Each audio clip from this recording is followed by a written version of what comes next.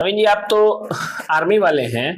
मुझे एक चीज जान करके बहुत ज्यादा मतलब इन दिनों मैं देख रहा हूं क्या कि आर्मी वालों को बहुत ज्यादा समाज का एक दोहरा चेहरा जो है वो आर्मी वालों के खिलाफ बहुत ज्यादा आ रहा है, देखने को मिल रहा है। कोई आर्मी वाले से पैसा लेकर के भाग जा रहा है, सेना या अर्धसैनिक बल के जवानों का पैसा लेकर के भाग जा रहा है, बदले में उस बेचारे को चेक बाउंस करा करके और फिर कोर्ट का चक्कर लगाना पड़ रहा है। कोई उसके पैतृक जमीन पर जो है वो एक बित्ता के बदले में दो हाथ घुस जा रहा है, कोई जबरन उसके किसी खेत पर कब्जा कर ले रहा है। कई जगह शराब माफिया जो है वो, तिवारी टोला में कुछ साल पहले की बात है कि शराब माफियाओं ने एक एयरफोर्स जवान को गांथ करके गोद करके जो है वो निर्मम हत्या उसकी कर दी, सिर्फ इसलिए क्योंकि उनके खेत से ये शराब माफिया लोग जो है वो ट्रैक्टर ले जाना चाहते थे, पिकअप ले जाना चाहते थे शराब वालों का, उन्होंने रोक लिया जिसके कारण उनको मार दिया गया।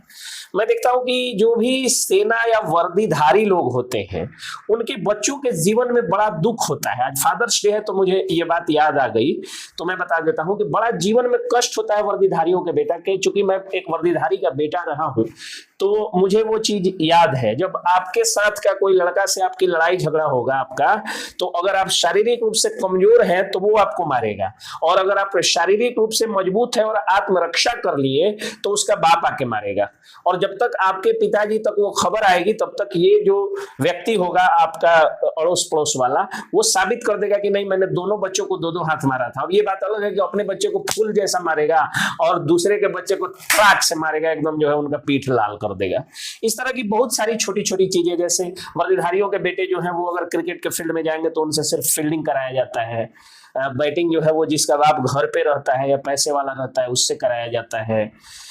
उसके अलावा जो है वर्दीधारी की पत्नी को अगर उसके देवर से, उसके जो है वो जाउद से या किसी से अगर झगड़ा हो जाए, भैंसुर से झगड़ा हो जाए, तो उस स्थिति में उसको जो न कहे भला बुरा कह दिया जाता है। और आने के बाद उल्टा जो है उसकी जो भाभी होती है या उसकी जो भावे होती है वो उस वर्दीधारी को जो है वो मीठी मीठी बातों में बहला फुसला कर उस औरत या उस लड़की या उसके लड़का या बेटा बेटी या उसकी पत्नी को ही उल्टा खलनायक साबित कर देती है। एक बात में और फादर्स डे पर मुझे याद आई कि थ्री इडियट्स फिल्म ने सबसे ज्यादा इडियट बनाया है इस देश की जनता को। थ्री इडियट्स फिल्म में एक बात, एक ये नैरेटिव गढ़ा गया कि जो आप अपने बच्चों को बनाना चाहते हैं वो मत बनाइए, बल्कि बच्चा जो चाहता है उसको वो बनने दीजिए। जबकि ये मेरी नजर में ये एक बहुत बड़ा बकवास बात, बहुत बड़ी बकवास बात। कारण क्या है कि मैं अपने जीवन में जो है, देखिए, एक तो जब बच्चा छोटा होता है तो वो बहुत कुछ बनना चाहता है, और एक बच्चे का बनना मेरी नजरों में सबसे ज्यादा बेहतर उसका पिता जो है वो डिसाइड कर सकता है। तुलसीदास जी ने भी लिखा है कि उचित और अनुचित का विचार का त्याग करके पिता की आज्ञा का पालन करने वाला व्यक्ति ही सबसे ज्यादा सफल होता है। इसका मैं खुद ही एक उदाहरण भी हूं कि मैं या कोई भी बच्चा, जैसे मेरी छोटी बेटी जब बच्ची थी तो आइसक्रीम वाला बनना चाहती थी। मैं जब छोटा था तो सबसे पहले सोन पापड़ी वाला बनना चाहता था। उसके बाद फिर जो है वो थोड़ा सा बड़ा हुआ, 7 क्लास वगैरह में, 8 क्लास वगैरह में, कचहरी वगैरह में जाता था तो श्रीवास्तव जी बालम खीरा बेचते थे, तो मैं सोचता था कि ये बड़ा बढ़िया जॉब है, ये होना चाहिए। जब 12th या मैट्रिक या 9th वगैरह में, अब मुझे एक्चुअल याद नहीं है, किसी क्लास में गया तो मेला फिल्म आई तो मैं ट्रक ड्राइवर बनना चाहता था। फिर जो है थानेदार फिल्म देखा तो थानेदार बनना चाहता था। उसके बाद जब मैं गया इंटरमीडिएट में पढ़ा तो जो सर पढ़ा रहे थे, इंग्लिश के जो टीचर थे, मेरे सामने जब एकदम 500-500 की गड्डी पॉकेट में कोच रहे थे तो मुझे लगा कि सबसे बढ़िया काम यही है, क्योंकि गुरु बन जाइए, लोग पैर छुएंगे और वो होगा। और मेरे पिताजी का सपना था हमेशा मुझे वकील बनाने का। तो मैं पापा मेरे कहते भी थे तो मैं गुस्सा हो जाता था कि नहीं, मुझे वकील नहीं बनना है, क्योंकि मुझे जो है वो, मैं जानता था कि वकील बनने के लिए बहुत पैसे की जरूरत होती है। शुरू में 8-10 साल तक बहुत स्ट्रगल करना पड़ता है, बहुत पसीना गिराना पड़ता है, खाने को पैसा नहीं होता है, जाने का भाड़ा नहीं होता है, किराया नहीं होता है, बहुत सारी बात होती है। एक वकील 10 साल तक लगभग अपने जीवन में बहुत ज्यादा स्ट्रगल करता है। अभी एक पटना हाईकोर्ट के वकील साहब की नई नई शादी हुई थी, वो बेचारे आत्महत्या कर ली। पैसे का स्ट्रेस बहुत ज्यादा होता है, तो मैं इसलिए वकील बनने से कतरा रहा था। तो मैं टीचिंग शुरू किया, और टीचिंग में मैं शुरुआत जब किया तो 3 बच्चों से पढ़ाने से लेकर के और 300 टीचर्स को पढ़ा करके मैं टीचर्स का टीचर, गुरुओं का गुरु बना, और नॉर्थ बिहार में मेरे कोचिंग का झंडा जो है ऊंचे आकाश तक पहुंच गया था। लेकिन उसके अलावा जब पत्रकारिता का क्षेत्र मैंने चुना और पत्रकारिता में मैंने डिजिटल मीडिया का माइक उठाया, तो सबसे पहली बार इस जिले में, नॉर्थ बिहार में पहली बार मैं डिजिटल माइक उठा करके सड़क पे उतरा था। उसके बाद देखा देखी बहुत सारे लोग हैं जो काफ़ी फेमस हुए। मैंने जो प्रतिष्ठा प्राप्त किया पत्रकारिता में, जो मेरा योगदान रहा, पहली बार मैं ऑनलाइन डिबेट कराने लगा, पहली बार मैं ये ग्राउंड रिपोर्टिंग करने लगा। दो पार्टियों के कार्यकर्ताओं की जो प्रवक्ताओं की भूख जिला स्तरीय होती है या अनुमंडल स्तरीय होती है, वो उसको मैंने मिटाया, सब कुछ किया। लेकिन कभी मैं उतना ज़्यादा संतुष्ट नहीं रहा जितना एक वकील बन के मैं संतुष्ट हूँ। एक वकील बन के जितना मैंने गरीबों मध्यम वर्गीयों की सेवा की, शायद मैं किसी फील्ड में उतनी सेवा नहीं कर पाता। और ये वकील बनना मेरी फादर्स चॉइस थी, मेरे पापा की चॉइस थी, मेरे पूज्य पिताश्री की चॉइस थी। तो इसलिए मैं कहता हूं कि सबसे ज्यादा इडियट अगर किसी एक फिल्म ने बनाया है तो वो थ्री इडियट्स ने बनाया है। और मैं अक्सर कहता हूं और अभी भी कह रहा हूं कि अपने बच्चों को वो नहीं बनने दे जो वो बनना चाहता है, बल्कि वो बनाए जो उसके पिताजी उसको बनाना चाहते हैं। बच्चों से मैं कहता हूं कि अपना चॉइस मत रखो। अगर अपने चॉइस से मुझे कुछ बनना होता तो मैं ट्रक ड्राइवर बनता, या सोन पापड़ी वाला बनता, या बालम खीरा बेचने वाला बनता।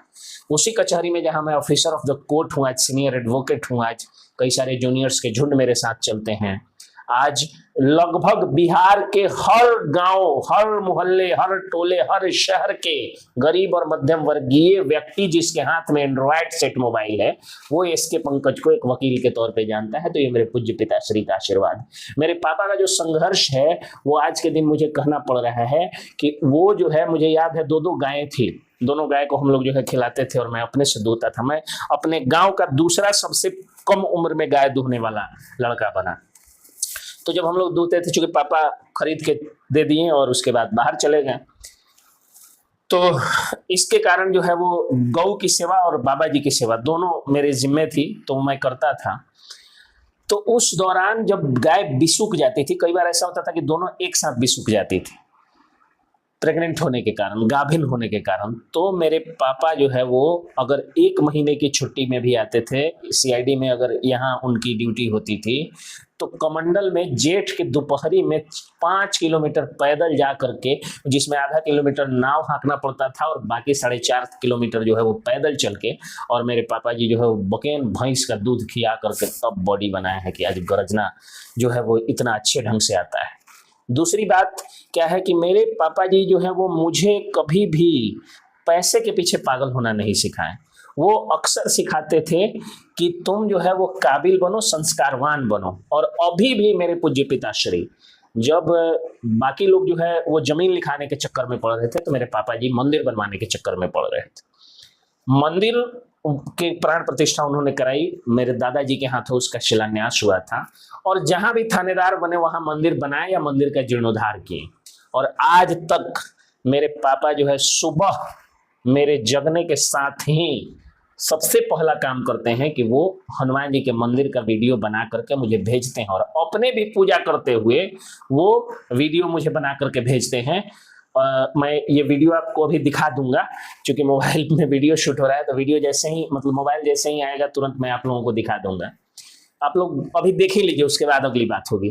तो ये मेरे पापा जी का जो है वो मतलब था, वीडियो अभी देखेंगे आप लोग, कि वो अभी भी हनुमान जी की पूजा करते हैं और वो पूजा का वीडियो बना करके या वीडियो कॉल करके मुझे जरूर दिखाते हैं और बताते हैं कि जीवन में अपने दिमाग से मत चलना, हमेशा बजरंगबली पर जो है वो छोड़ देना, माता रानी पर छोड़ देना, महाकाल शिव पर छोड़ देना।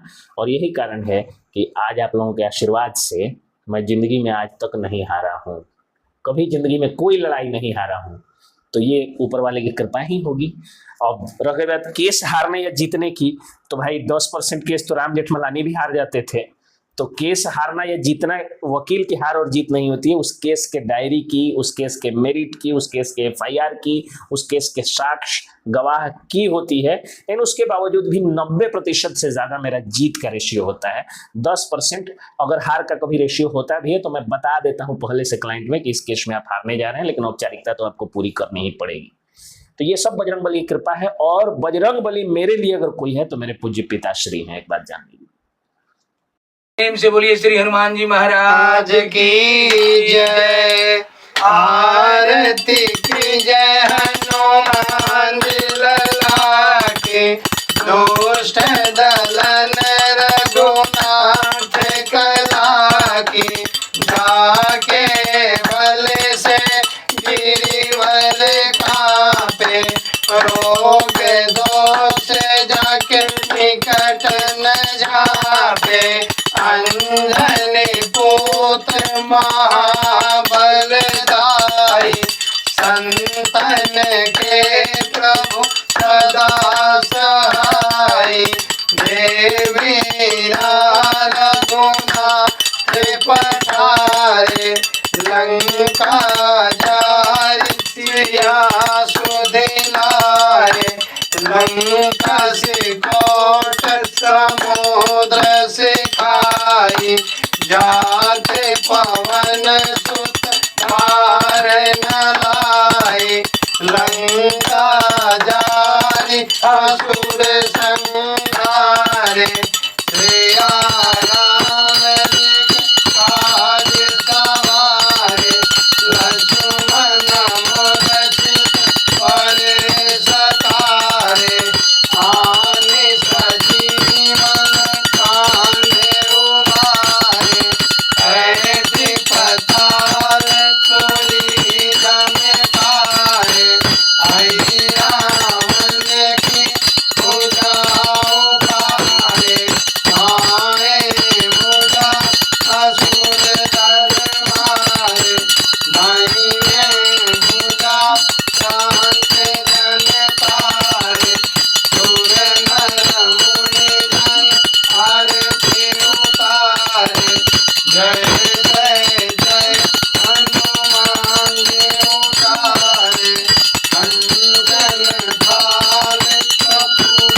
लौटाई आरती करत आंजनामाई जो हनुमान आरती गावे वैसे वैकुंठ परम पद पावे लंका विध्वंस किए रघुराई तुलसीदास प्रभु आरती गाई आरती की जय हनुमान जी लागी दुष्ट दलन रघुनाथ कला की हर हर राम सिंह नाम सत्यम जपो भाई नित्यम हर हर बम बम हर हर बम बम शिव नाम सत्यम